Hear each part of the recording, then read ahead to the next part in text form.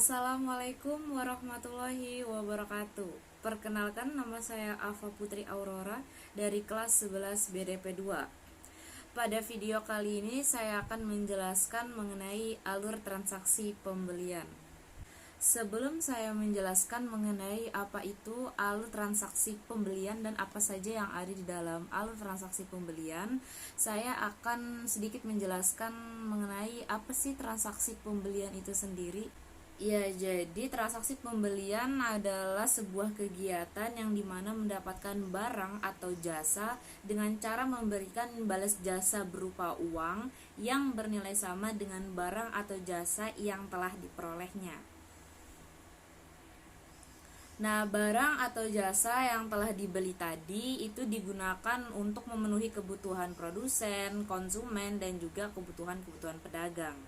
Kemudian kita masuk ke dalam alur transaksi pembelian, yang dimana alur-alur ini adalah hal-hal yang harus kita lakukan di dalam transaksi pembelian.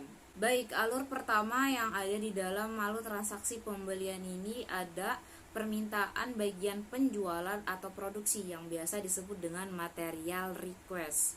Di dalam material request ini juga terdapat 3 bagian. Yang pertama ada intuitif, yang kedua ada penelitian pasar, dan yang ketiga adalah perhitungan stok barang. Nah, alur transaksi yang kedua di dalam alur transaksi pembelian ini adalah melakukan survei pasar.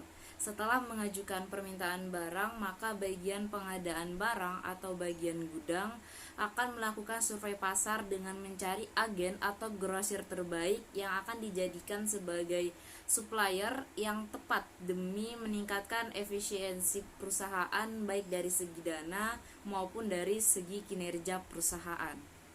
Yang ketiga adalah menerima penawaran dari berbagai perusahaan atau yang disebut dengan quotation.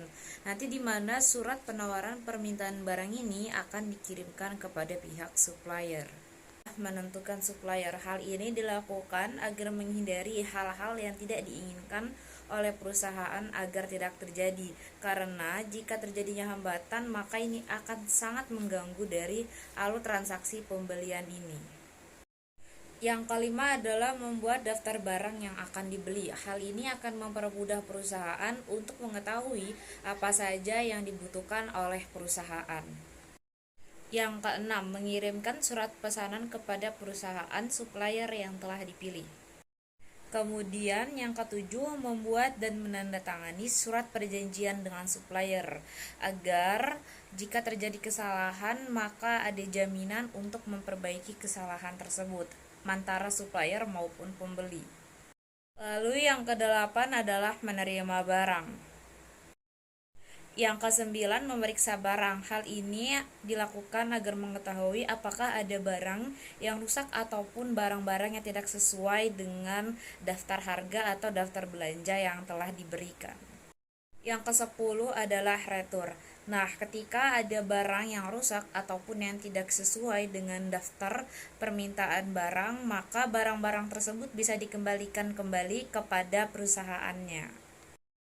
Kemudian 11 yang terakhir adalah membayar jumlah transaksi sesuai dengan prosedur pengeluaran kas.